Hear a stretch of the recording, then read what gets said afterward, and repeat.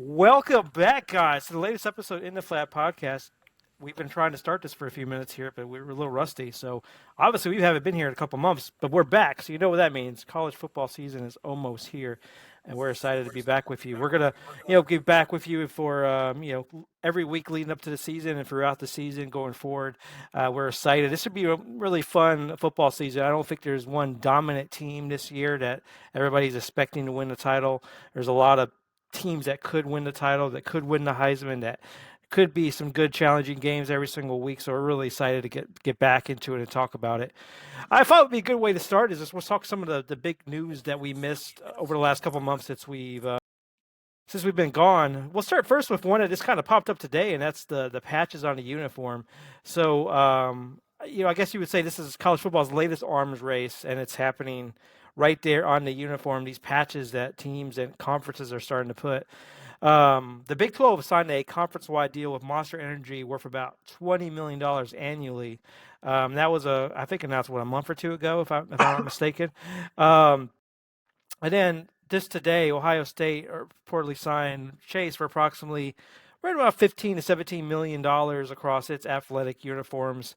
And then Notre Dame, what I would say one of the more tradition conscious programs has signed his deal for about 18 to 20 million dollars with SoFi. So I see a lot of different opinions on this online because especially for the blue bloods. I think like the Big 12 one, people are like, oh, it's okay. They need the extra money to keep up with the blue bloods, but the blue bloods doing this, like Ohio State, like Notre Dame.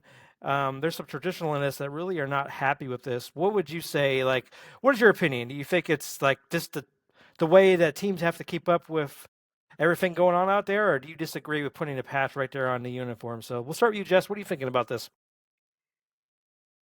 I mean, it's not surprising that it happened, but at the same time, I don't like it. I mean, it feels like college football has just become like this corporate, money focused thing, and I feel like it's always been a little bit there, but a lot of the money was kind of like behind the scenes, and it wasn't so just upfront and blatant. Overall, I think with NIL and everything now being like above board, I can't complain about it. These teams are gonna always find new ways of making money so they can pay more players and get more stacked rosters, and they're gonna have to appease the people who are on the board, and the coaches are going to have to do whatever it takes to win, because nowadays if you're not winning immediately, especially at a powerhouse, boom, there you go. It's just a bit of a mess, and I think we're going to be getting a bit more into that aspect of it when we talk about the SEC later.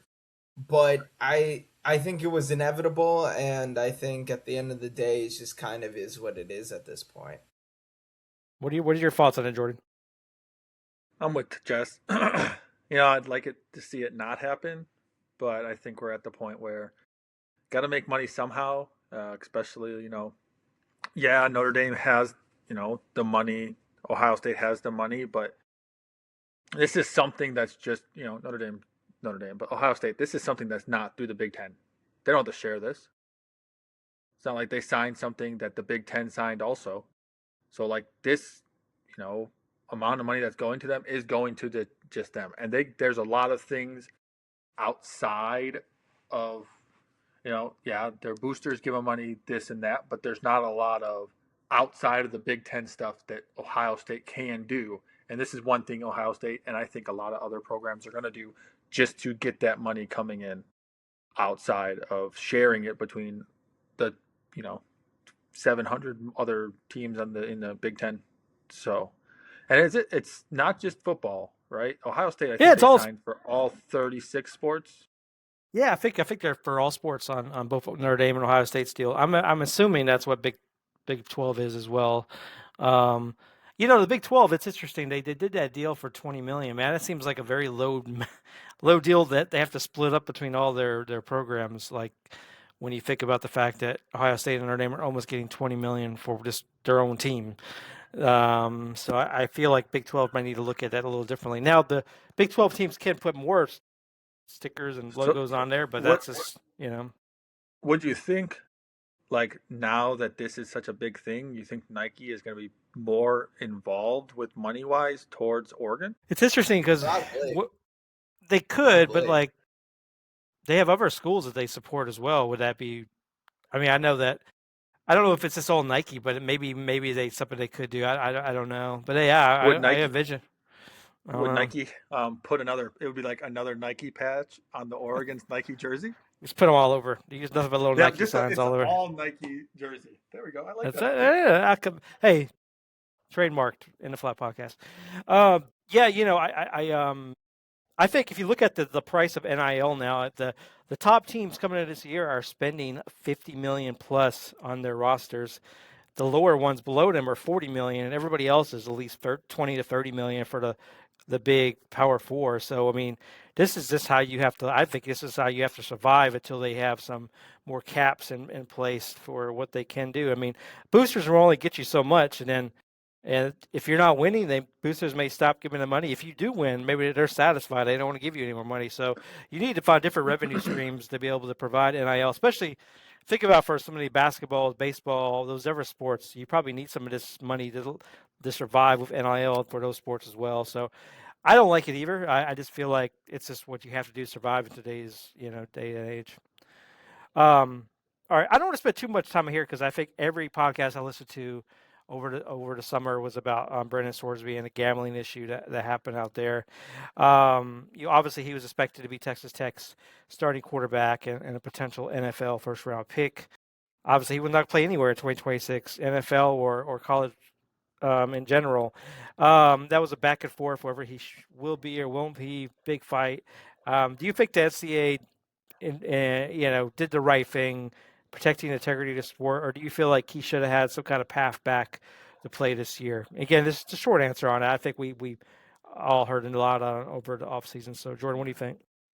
No, I think they did the right thing. I don't think he. It would be different if they looked at it and he didn't bet on his own team that he played on and in games he was suited up for.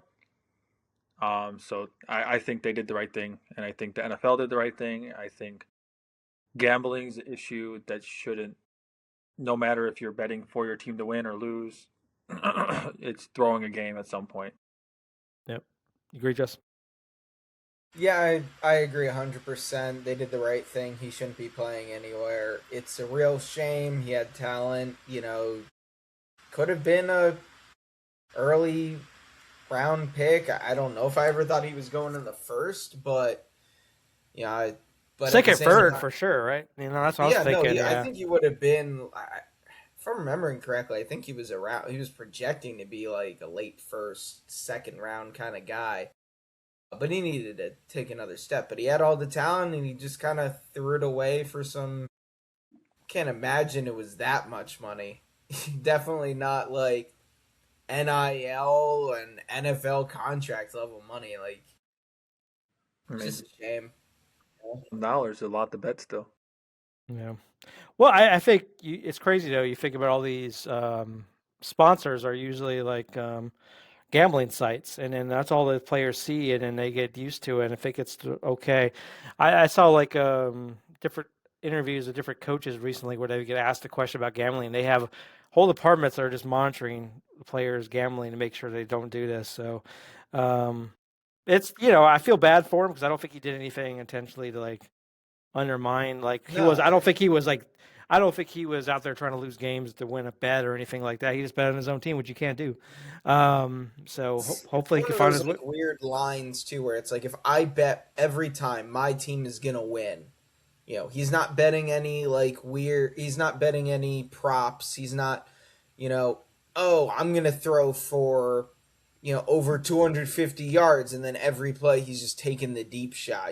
Going for one of those. Like it's if he just bet like Texas Tech to win, Texas Tech to win, and especially if it wasn't even the spread. If he just literally bet Texas Tech money line every time, yeah, I imagine for a lot of these kids, it's like that weird line where it's like, well, I can't throw the game or I lose. Like it's just it's just a weird line that, again, Tony, I think your point that like half the sponsorships, yeah, if they're watching other teams play on Saturday, how many ads for FanDuel or what else, online DraftKings, yeah. DraftKings, whatever online casino there is, like Hey, we're it's looking for just sponsors, guys. If you're interested.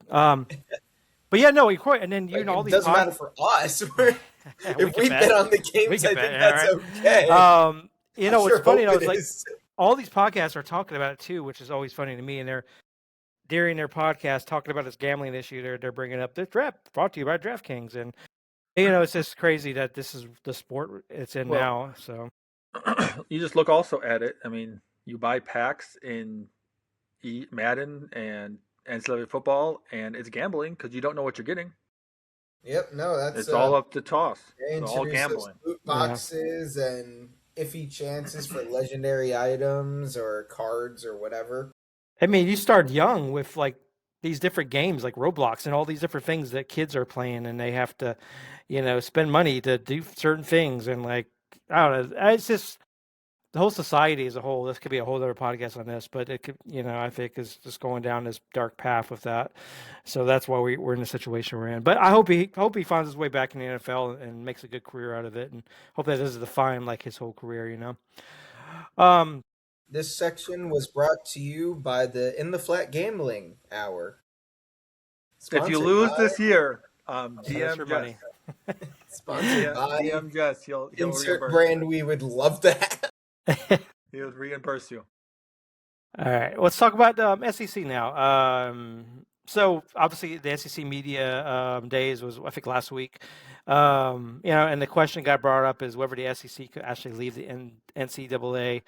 And Greg Sankey says the conversations are real. That SEC presidents and administrators are frustrated with what they see are inconsistent standards across transfers, eligibility, NIL enforcement, and athlete compensation. SEC believes it has posed tougher standards on itself. Other conferences operate under different interpretations of the rules, and they are threatening to move on basically to their own conference where they would have their own playoff and their own champion.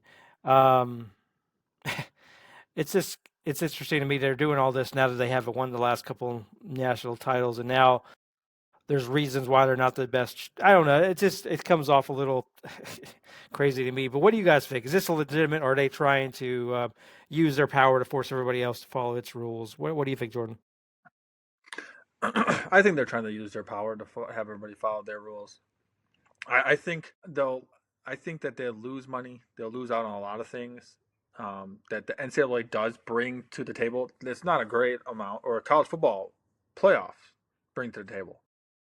So I just think leaving that now, you're just going to play yourselves because in my head, if I was the Big Ten or any other conference outside of the SEC, you leave the NCAA, we're not going to play you.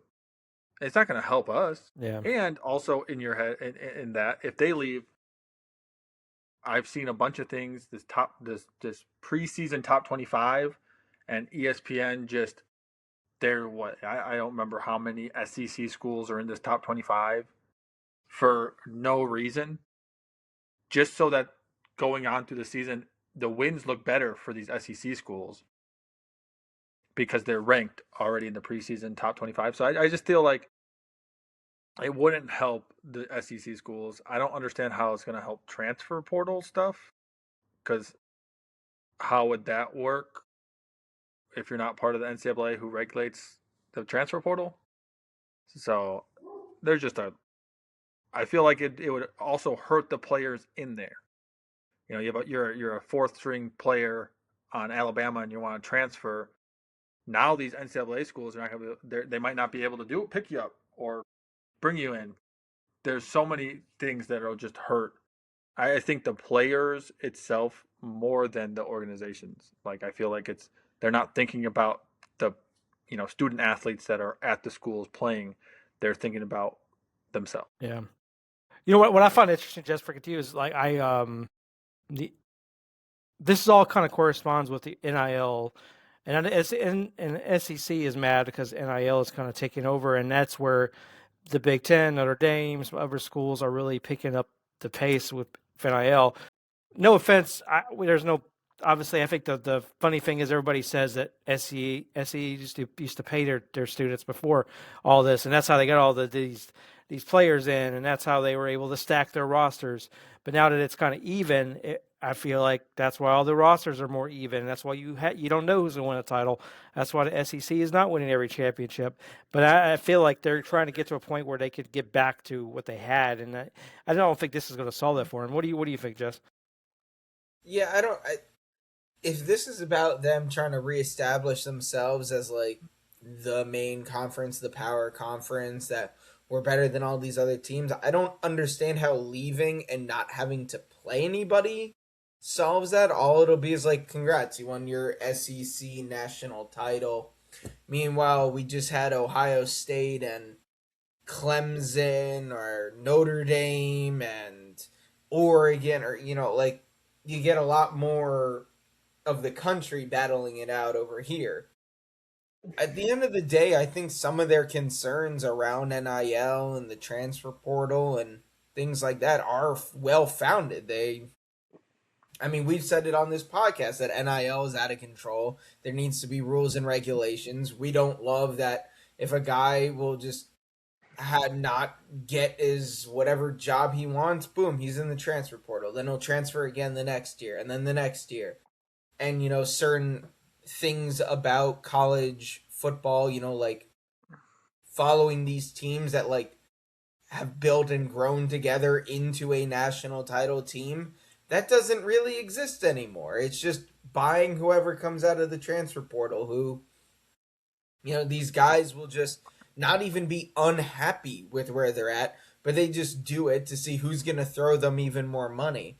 And the truth is, I don't fault these kids for that. How many of them truly are going on to the next level where they're going to get these contracts and have these careers? But I think the SEC threatening to leave because, again, let's be real, if they had won even one of the last three national titles, like if Bama or Georgia or even Ole Miss last year, like if the SEC had a champion in the last 3 years, I don't think we're having this conversation right now because they're just going to be like, oh, we had a little blip, but we're still the best. But no, right now it's the Big Ten. The Big Ten has won 3 in a row, and the SEC just is in their feelings about it, it feels like. Yeah, for sure. All right, next, we're spend a little more time on this than I thought, so we're going to do a little rapid fire here. These next 3 topics of what we missed here. The 24 team college football playoff fight. So obviously the Big Ten is pushing hard for a 24 team playoff. SEC is pushing for keeping it at 12 or expanding to 16 at the most. So there's that battle there. Then you have the red shirt, where it's now been established that you could do a 5-for-5, where every player gets 5 years coming into the college. They don't have to get some kind of red shirt exemption or anything like that. And then you have the Protect Sports College Act, where Congress is attempting to bring national rules to the sport with federal standards, NIL, transfers, eligibility, athlete representation, caps on things, transfer portal rules, that whole 9 yards. So a lot going on there. So just quickly on those 3, anything that stands out to you or any comment you want to make on those? We'll start you, Jess. Well, as I was just saying about the SEC's complaints, like I agree with them that I think 12 is the right amount. I think 16 would be the absolute most I would want. I do not want 24. I mean, yeah, sure. Every now, like maybe once a decade, there'd be some 12 or 13th seed that goes on a real run. But as it stands right now, it still feels like it's mostly anyone in the top 4 to 6, depending on like how certain things play out. Like if an Indiana is the 1, and then Ohio State with 1 loss has to then be like the 5 or the 6. Like it's not the same with how they'd have to reorganize things. I imagine if it's a 24 team playoff, I prefer the 12. But I really do like this Protect College Sports Act if it, is implemented properly. Because like I just said, there's no regulation right now. The SEC has well-founded concerns about it, and if we don't trust the NCAA, one of the most corrupt organizations in the world for sports, then maybe the government does need to step in here. I'm not going to be upset about that in terms of, like actually having regulation. I wish the NCAA would impose it themselves, and maybe the threat of this will get them off their, to like actually get off their butts and do something. But at the end of the day, it's something's got to change, and if that means the government has to step in, then not thrilled about it, but so be it. Sure. How about you, Jordan? Any thoughts or comments on these topics? Not much. Just hit it on the head. The biggest thing is, I don't know if you guys have noticed, not even just football, but like the amount of like the basketball players in the NBA that come back to college after playing in the NBA for a couple years. I don't know if you guys have seen any of that or anything. There's like two guys that were in the NBA for 3 years and now are coming back because they have eligibility. I think that's the biggest thing. Also, are we going to see that in the NFL if a player gets drafted, doesn't get picked, gets cut, and then are they going to be able to come back? I think there needs to be more regulation just in general, but like transfer portal. How old are you? If you're 22 and you go to the NFL draft, you can't come back. You can play up to your 23, but you can't go to the draft and come back. I think there needs to be regulations on that. I think money, everything. The 2014 college football playoff, yeah, I wouldn't be mad if it happened. I mean, Division 1A, 1AA does that. And I think the biggest thing for me is there needs to be more games at the, on college campuses. I think that makes it so much better to watch. You're watching Notre Dame play Bama at Notre Dame Stadium, or you're watching Notre Dame play Michigan again. But if that happened now and we're in round 2 or 3, you're not seeing them. You're seeing them play at the Orange Bowl or whatever the hell they're playing at this point. So I wouldn't be mad, but yeah, that's just me. I do think the 16 is like that sweet spot because I feel like this year. I mean, there's going to be some years where, man, I wish we only had like 4. But I think this past year, 16 would have been perfect because Notre Dame, Texas, Vanderbilt, all those teams would have got in. And I think it would have led to some really good matchups. And I But feel Texas or Notre Dame could have won the championship if they got in the playoff. But the 24, you talk like, but I mean, this last year, Illinois State was unranked. I'm pretty sure going in, they're like one of the play-in teams, or whatever they say, and they went to the championship and honestly almost beat Montana. Is it Montana they played? Yeah, in their championship. yeah, I I mean, think there's just more. I also think like what it gives you the opportunity is if you, let's say your quarterback gets hurt, he misses the first couple games, you lose a game or two, you probably should have, but then by the end of the year, you're really good. It gives you the opportunity. But that's what I hope. But then it kind of takes away from the year. So I can see the pros and cons of both. I just feel like 16 like kind of covers you, making sure if, with adding in a group of 6 teams in, it makes sure that you have the right teams represented for all the Or, conferences in there. So or you regulate who they play throughout the year, and you do it. I think they need the college NCAA needs to go away from you schedule your own schedule and go to the fact of NFL how they do it. You don't know your schedule right away, and you're the best NFC East team, you're playing the best AFC East team. Whatever. They need to do that. You're the best yeah, Big Ten. You won the Big Ten. Well, now you're playing the SEC championship. You won the Big 12. You're playing the ACC championship or champion every year, and that's how they do it. And that's how you get away from you lost 2 games because you played the best team, but then or you lost no games, but you lost 1 game against a garbage team.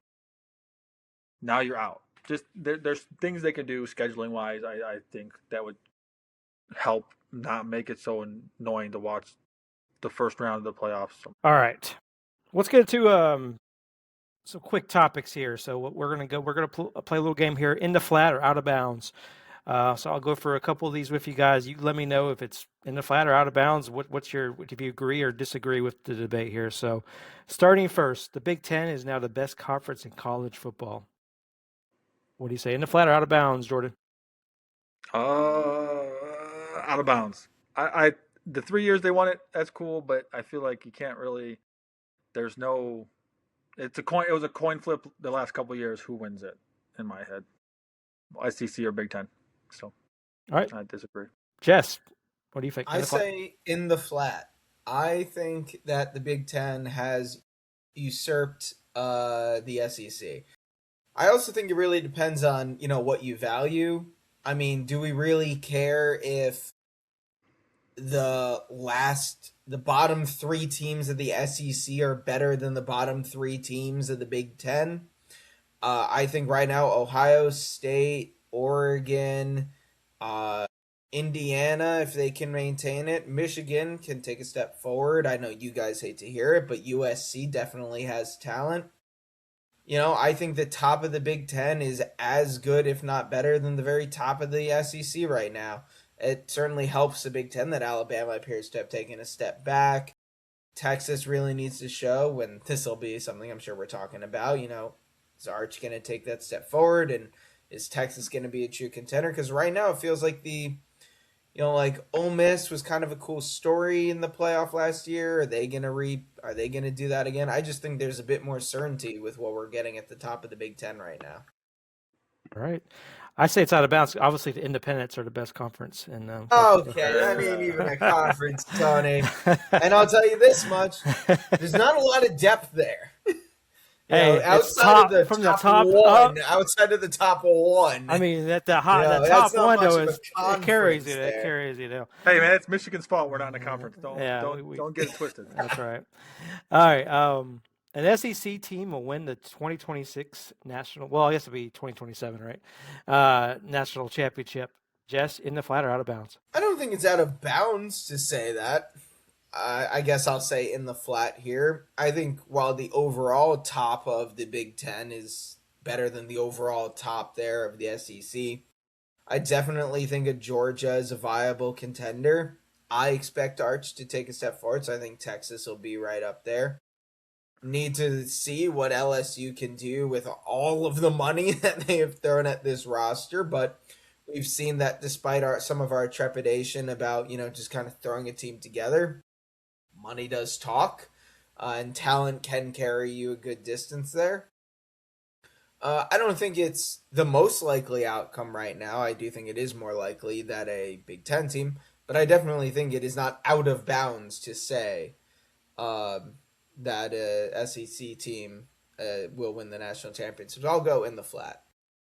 All right. Jordan, what about you, sir? Out of bounds. I think that the Big Ten this year, their top teams are better. I don't know the top SEC schools. Who? Georgia, Texas, LSU. I guess would be the three, right? It's in my head. Georgia, LSU. I like I'll talk about it later, but I like LSU. But I still think that they're not going to get more than 2 in this year, and maybe two. Ooh, maybe 3. Wow. I just don't see how they would do that. I say 3 or 4, but because they're not going to let the SEC have less than 4. In a good world, it's 3, but you never know. I feel like they're going to beat up on each other, and honestly, we'll talk about it later. I'll bring it up later, but no, I think it's out of bounds. I think SEC does not. I don't think the SEC makes it to the championship this year. I agree. I don't think the SEC is making it, so this is out of bounds to me. I think they're. I just not like here's Texas would be the one team that I think has a chance, and I'm just not a believer totally in Arch Manning still. So it's really hard for me to think he's going to go through the playoffs unscathed through many good defenses and win a national championship. So with that being said, I don't think there's another team I don't think Georgia has the depth right now. They don't get after the quarterback like they used to. Their recruiting on the defensive line hasn't been what it's been the last couple of years. So for me, I just have to say this is. I'm just going to say this about Georgia. I think they will have the second best secondary in football this year, only behind Notre Dame. But Ellis Robinson, they have that I think corner. Oregon's got that, don't they? Those should it would be Oregon second best. I don't know. I think some of like the high end talent, like well, who we're going to be talking about going first round. I think there's 2 to 3 Georgia guys that could be in that conversation.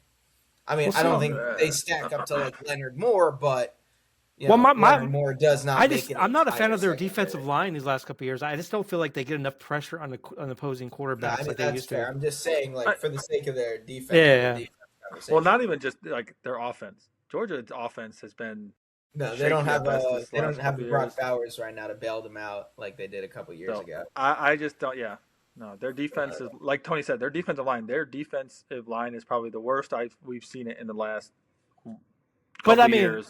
they went to like like nothing but an NFL All Pro like defensive line to now it's just good, and I think that's just different for them. So they don't have the difference makers. I feel like on defensive line, but I mean maybe some of the young guys they recruited they'll develop and they'll turn into that this year. I just have to see it first for me.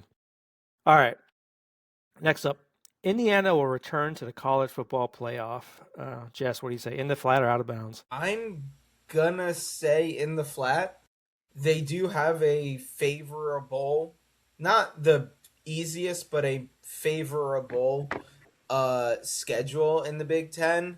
Um, I mean, they start the year off with North Texas, Howard, Western Kentucky, and Northwestern. That's a gauntlet. They get all 4 of those games at home. They then have to go to Rutgers. Oh, man. Rutgers has some talent this year. I mean, some guys that are actually getting some like real draft discussion, but I think Indiana will win that.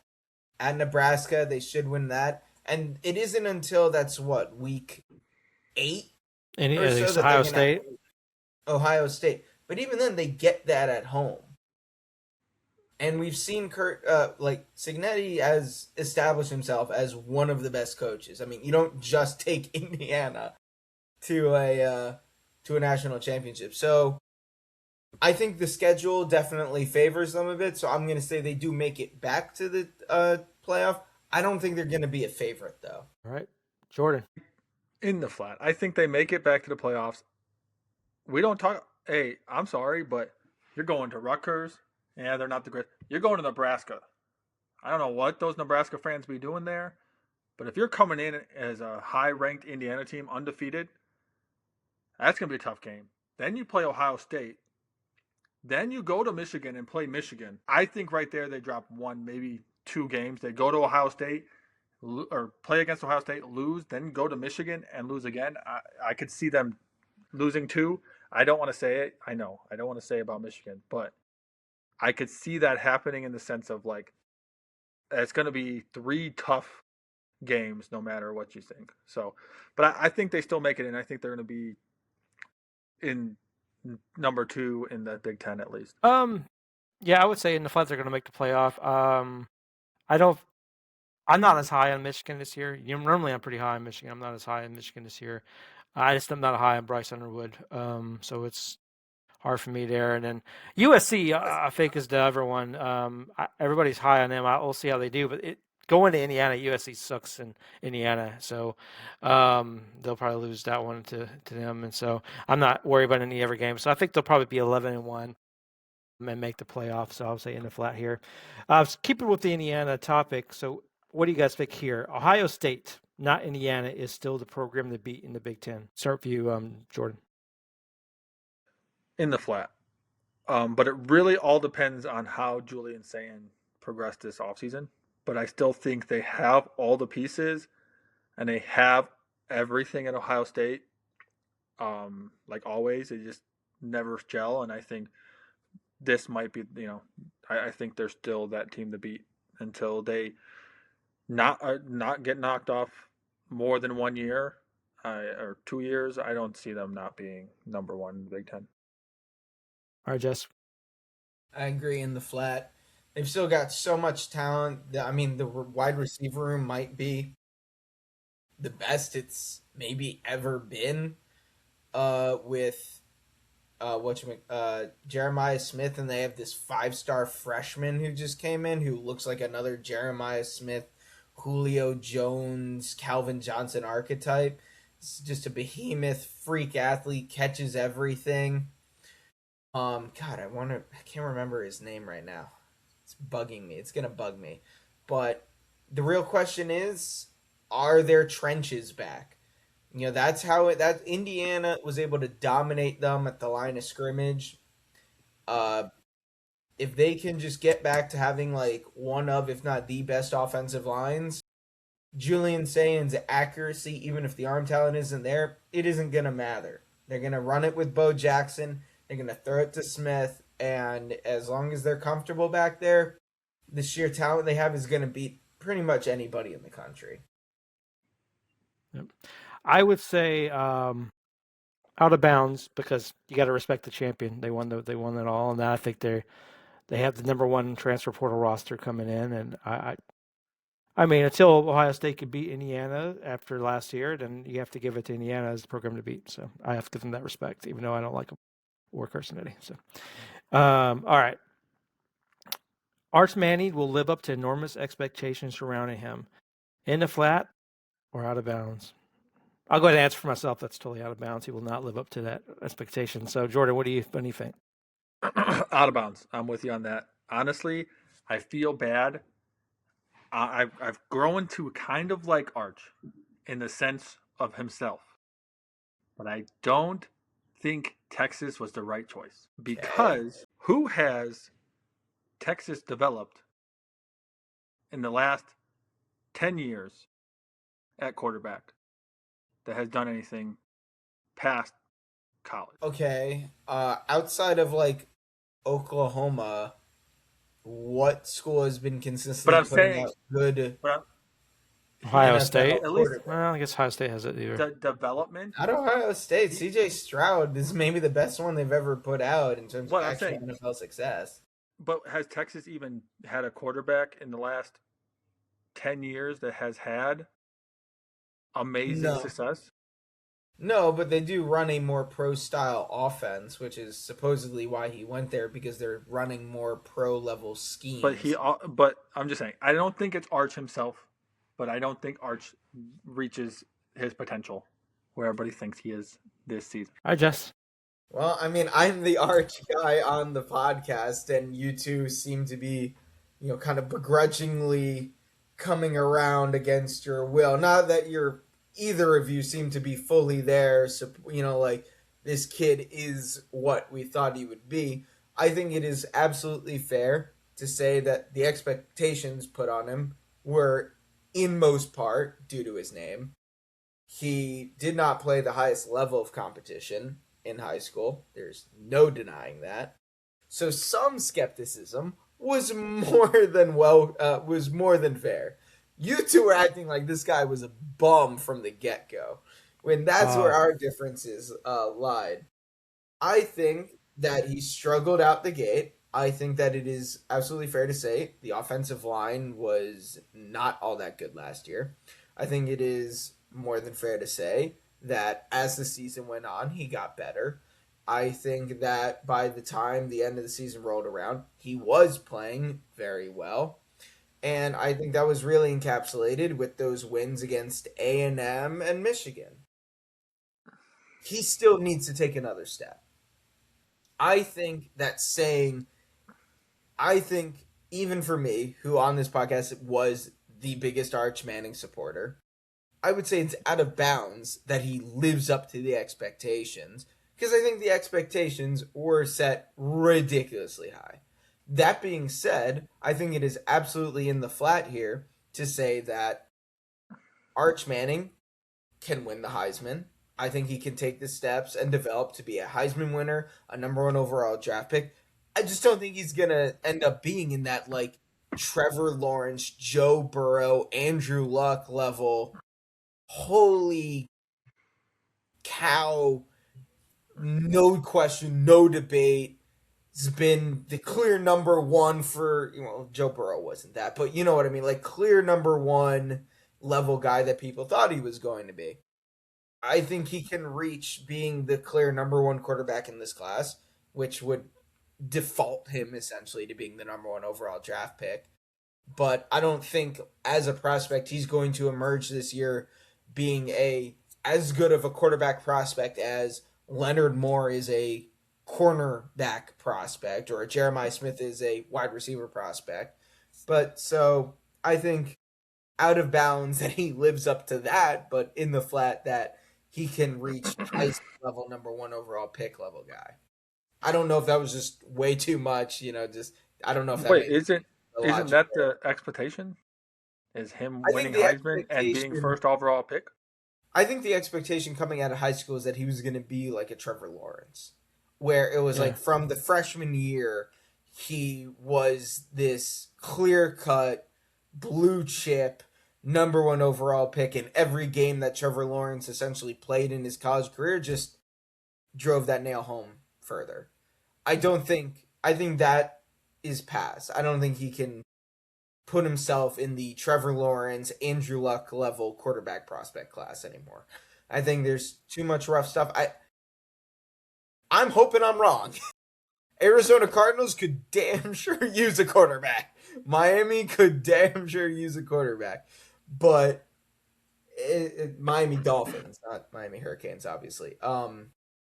But it's I think he could put himself back into that discussion of a number one overall pick. I just don't think it's going to be some clear cut, easy choice, no brainer anymore, based on the fact that he has struggled. Yeah, I Who think knows? going back Maybe to it, I, I think my whole thing with him and like you said, I think we both have me and Jordan both begun to really come around to liking him and liking his game a bit. I think my issue with him from the beginning was I saw the competition he played in high school and I saw he struggled against that competition. I didn't understand why he was the number one overall pick as a recruit and everybody said he's going to be the next big thing when he hadn't really played that. Though I think they put too much expectations on him. He wasn't able to live up to it. My question for him this year will be hearing Steve Sarkisian talk, he said now we give the tools to let Arch succeed. Like he didn't have the tools last year, which I felt like he did have the tools last year to succeed. But they're without to spend money to get these top level running backs and receivers and everyone. So there is no excuses this year. If he comes out of the gate and he's still struggling, it's on him. It's not on the fact that they no, spent it's $40 million to put stuff around him. So I mean, he has no excuses coming into this year. Is my thing.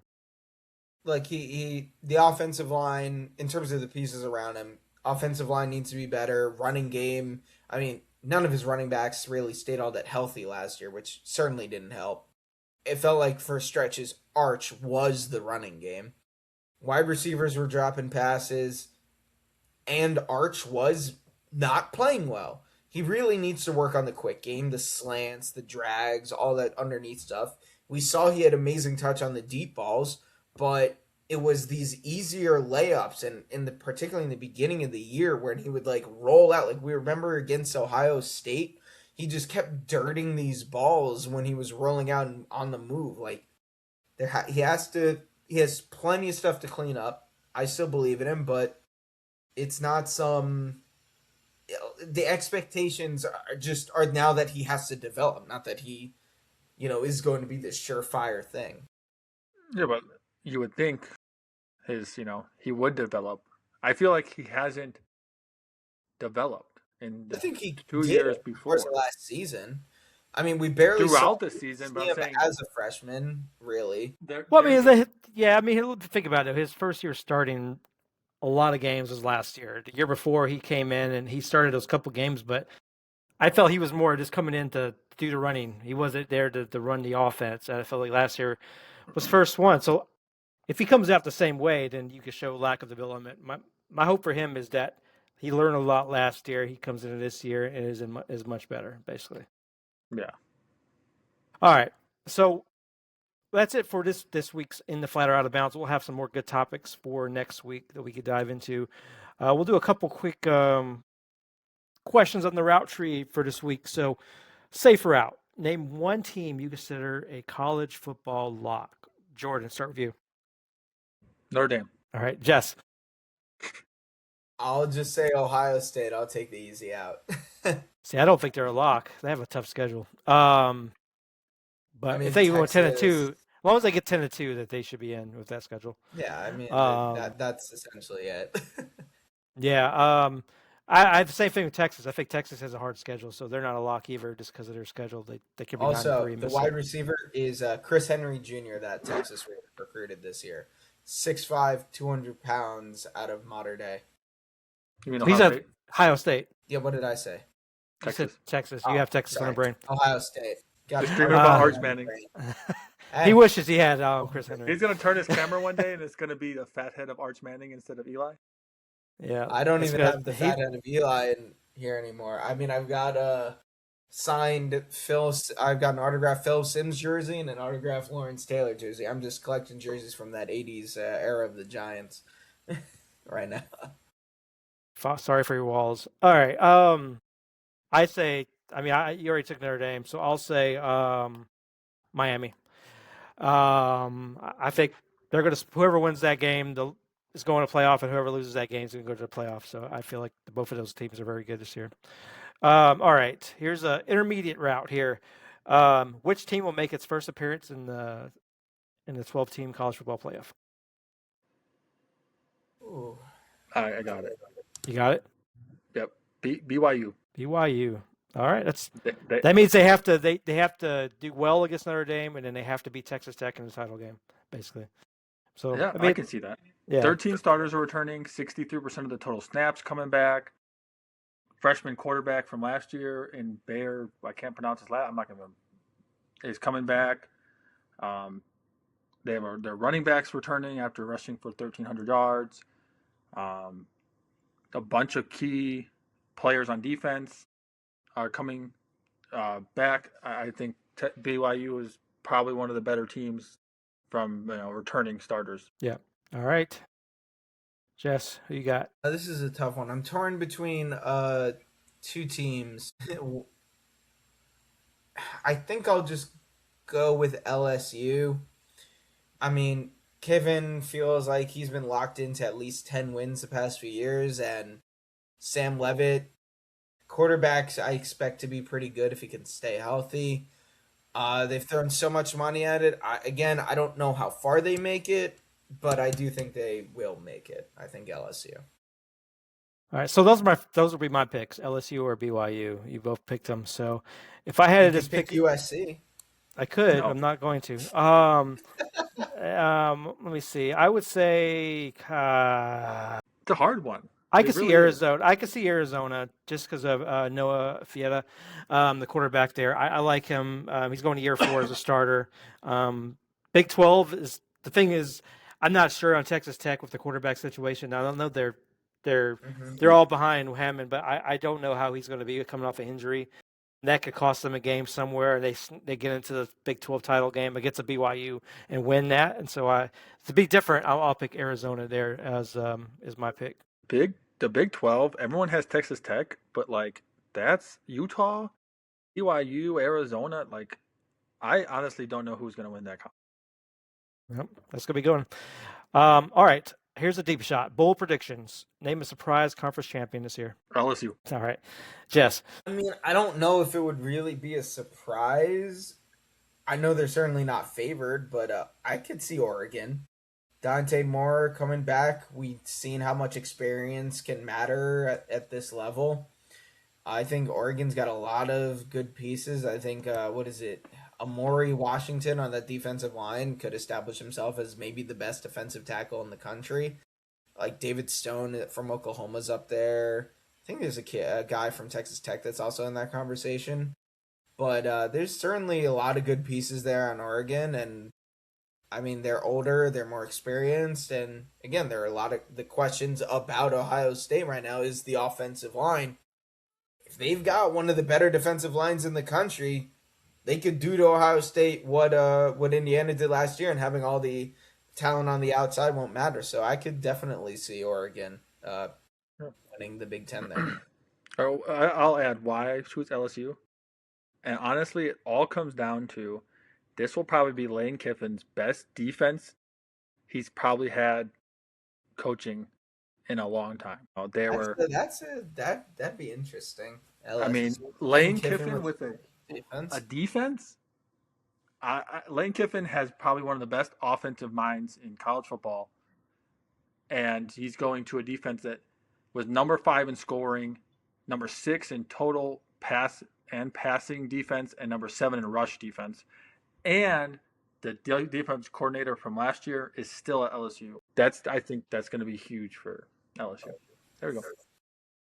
Um, yeah, I mean, I can go a lot of different ways. Like, I think with the Big Ten, as you mentioned, just I think it could be Ohio State, it could be Oregon. I also think Indiana I could be another surprise winner that people are talking about as winning It the would conference. I certainly be think shocking if Indiana all of a sudden truly established itself as one of the big powers. no, I'm like because I'm thinking like nobody's really talking about them winning the conference this year. I think everybody's talking about Oregon or Ohio State. But I like Nick Marsh, the wide receiver they got from Michigan State. I think him, can open up the game, and I like a lot of the transfers they got. That could be it. My other one, which I feel like would be a real surprise, is Clemson. I kind of wrote off Clemson, but I do like the young quarterback. I haven't seen him in a game enough to know if he's gonna do anything. But they made some offensive changes, brought some back the old offensive coordinator, Chad Morris. And I'm just interested to see what they look like this year. They had all the pressure. Everybody's saying they probably were gonna win last year, and they didn't. They have no pressure. Everybody said they're gonna suck this year. Will they change it, turn it around? That could be one too. So that'll be the two I'm looking out for. All right. Well, we'll close with one last on our 2 minute warning here. One last take. What is one team or player you're buying heading the 2026 season? So, Jess, if you had to bet all your life savings on one player or one team, who is that? I don't know, man. I want to say, and just keep up the bit here with Arch, but do I I don't want to lose your trust money. the Steve Sarkisian team? No. Can like, all right, I'm going to do. I'm going to be a little mean here.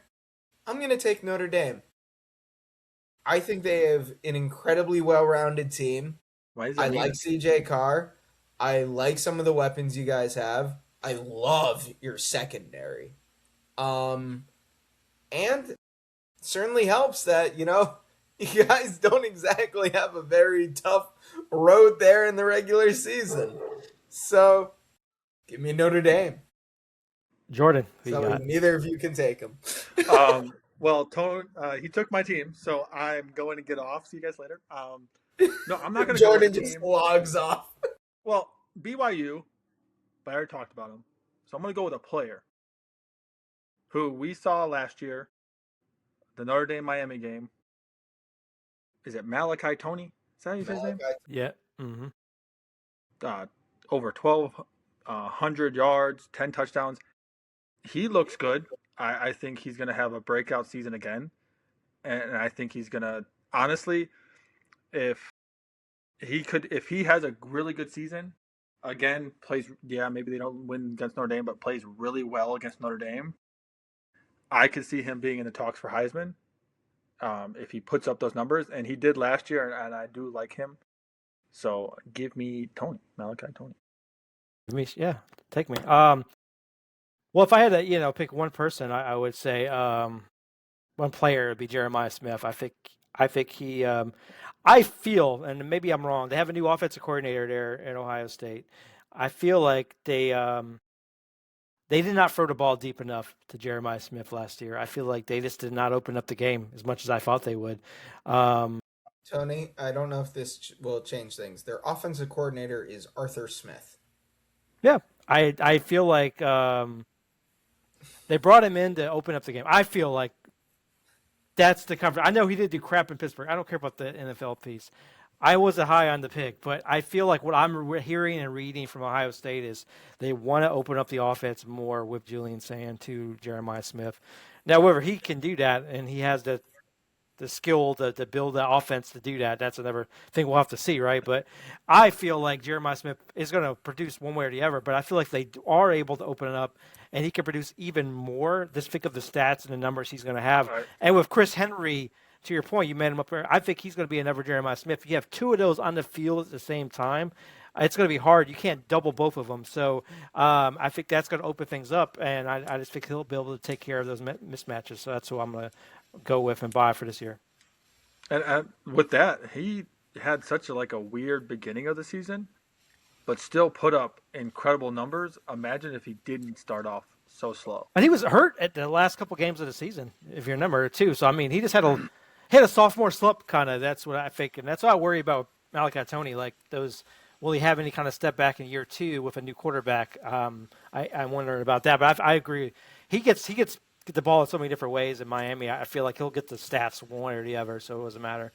So that's, I think, a lot of great players and teams to look forward to next year. So we'll have a lot of good questions we can get into next week as we keep going down this path. We'll talk a little bit more about the SEC, Big Ten, ACC, and all the different conferences. But until next week, as always, follow along with us on In the Flat Pod on X.